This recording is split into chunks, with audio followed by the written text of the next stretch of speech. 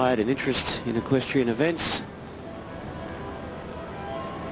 and they do most things with a certain degree of style. I wonder whether the judges will be impressed with this test.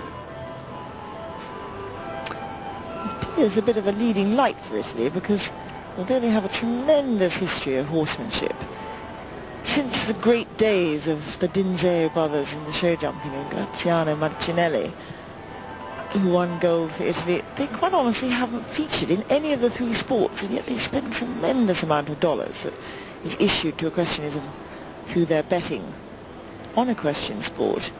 And they don't lack talent. I find it hard to understand why the Italians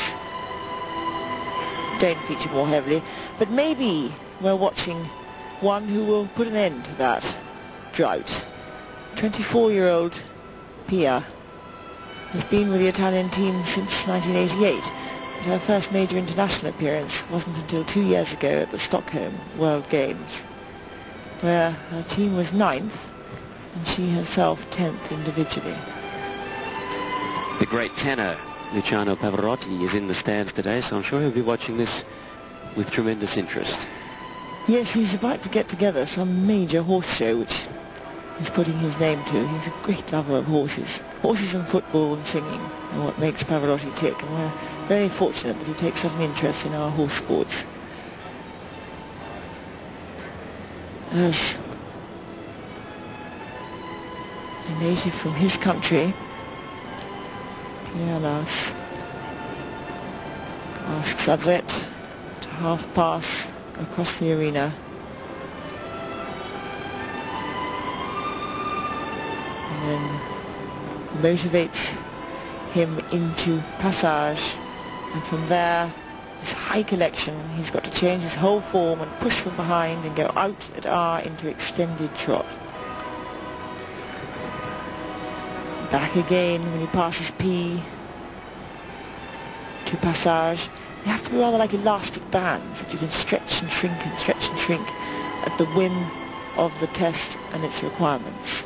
And the horse has to answer instantaneously. So your panel of controls is varied and enormous.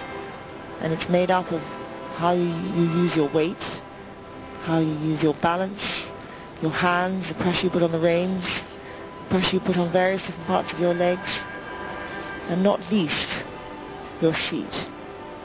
That in itself is one of the principal driving forces of creating impulsion within a horse.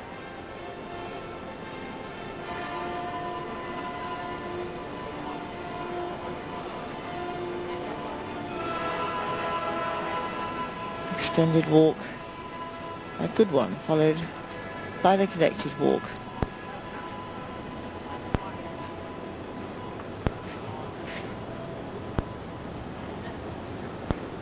Turn across the arena, and as Pia arrives in front of the central judge on the centre line, she will ask and obtain nearly Piaf. A little bit lazy behind, there's not a lot going on. The back legs will never snap up quite as much as the front legs, but they need to be a little more than that. And from there into passage, the idea is that the horse takes so much of his own body weight, which can be up to 3/4 of a ton and more, on his hind legs, that it frees up his front legs to become suspended in trot. And for that reason, if a dressage horse is going to go lame, he'll more often go lame in a back leg, because that's where the stress comes, whereas a jumping horse will more than likely, if he should go lame in a front leg, because that's where his stress comes from landing over fences. And the ideal, with proper care and proper training, is that the horses never go lame.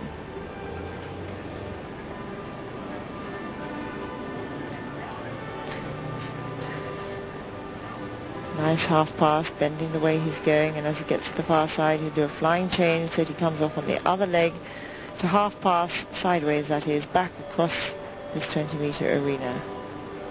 The legs should cross evenly, both the front and the back. And a flying change again, as he comes around now to prepare to go across the diagonal and change legs every second stride. Now, can he keep straight? We've had one or two look a bit like drunken sailors, weaving their way across the diagonal. He's certainly not as drunk as some, but maybe just a fraction weavy. You see her leg game back there, just tapping him with the spur, saying, come on, get up under you, because now we've got an even more difficult movement. We've got to come back across the diagonal, change legs every stride. Now watch her. How much movement is there? Extremely little. It's her legs. Her seat is remaining very, very still, though no doubt it's all going on in there. We can't see it. Much less exaggerated and therefore much prettier and more harmonious than the last one that we saw.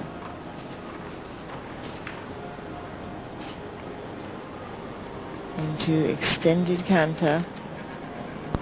Pace is fired up again by the hind legs being used more. A flying change. Turn down the centre line to prepare for a far more difficult movement than what the Grand Prix test had. A pirouette is then followed by 9 flying changes, simple changes of leg, not simple changes of leg, one-time changes of leg.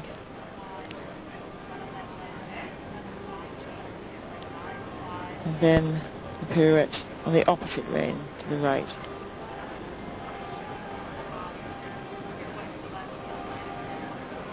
I remember when I was young, somebody saying to me, well, if you can't do maths, you'll never be able to do 3-day eventing because you have to do so much counting up of kilometres and how fast you're going. And I used to think then and there, well, I'll never be able to do 3-day eventing because I can't stand or do maths. But to me, you have to be able to do maths to do dressage too. There's so much counting involved. And it's not just the strides when you're changing legs, you're actually counting how many strides sometimes between markers in order to arrive at the right spot at the right time. You have a very cool head on your shoulders if you've got anything to do with sport. If you've got anything to do with horses, you have to have a very tolerant head as well, because horses are just like humans. They don't always have a good day. They don't always feel like putting their best foot forwards. And quite honestly, they don't know that it's the Olympic Games. The atmosphere is hugely tense. But they don't know that they've been working to this peak for possibly 10 or 12 years. Very pleasing to the eye.